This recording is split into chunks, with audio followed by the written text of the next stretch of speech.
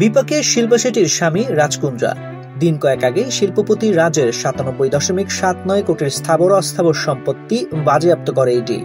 আর্থিক তছরূপ প্রতিরোধ আইন বা পিএমএলএ ২০০২ এর অধীনে একাধিক সম্পত্তি বাজেয়াপ্ত করা হয়েছে। সম্পত্তির তালিকায় রয়েছে রাজকুন্দ্রার পুনের বাংলো ও শিল্পার জুহুর ফ্ল্যাট। এবার ফের যেন মাথাচাড়া দিয়ে উঠল পর্নোগ্রাফি মামলা। ২৯ নভেম্বর রাজ শিল্পার বাড়িতে ফের ইডির হানা। শোনা গিয়েছিল আর্থিক তছরূপ সহ পর্নোগ্রাফি মামলায় ফের জিজ্ঞাসাবাদ করা হয়েছে তারকা দম্পতিকে। শুক্রবার সকাল ৬টা থেকে তাদের বাড়ি ও অফিস দু জায়গায় হানা দিয়েছে ইডি। এবার এই প্রসঙ্গে মুখ খুললেন অভিনেত্রীর আইনজীবী। যদিও এই ঘটনা পুরোপুরি অস্বীকার করেছেন শিল্পা রাজের আইনজীবী। তাদের বাড়িতে বা অফিসে ইডি হানা দেয়নি বলে জানান তিনি। আইনজীবীর বিবৃতিতে বলেন, সকাল থেকে দেখছি আমার মক্কেলের বাড়িতে নাকি ইডি হানা দিয়েছে। একেবারে ভিত্তিহীন খবর এটা। যতদূর আমি জানি এই ঘটনার তদন্ত চলছে এবং রাজ তদন্তের সব দিক থেকে সাহায্য করছেন। পর্নোগ্রাফি কাণ্ডের তদন্তে নেমে হটশট নামের বিশেষ একটি অ্যাপের সন্ধান পেয়েছিল মুম্বাই পুলিশের অপরাধ দমন শাখা।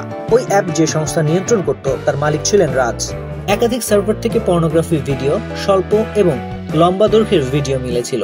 অভিযোগ, মোবাইল অ্যাপের মাধ্যমে এই ধরনের ছবি তৈরি করতেন রাজ, তারপর তা বিক্রি করতেন। বিদেশ পর্যন্ত এই চক্র বিস্তৃত বলেও অভিযোগ উঠেছিল। রাজের বিরুদ্ধে অভিযোগ প্রকাশ্যে আসার পর তার সংস্থা পরিচালিত অ্যাপটি গুগল প্লে স্টোর বা অ্যাপলের মতো প্ল্যাটফর্ম থেকে সরিয়ে দেওয়া হয়।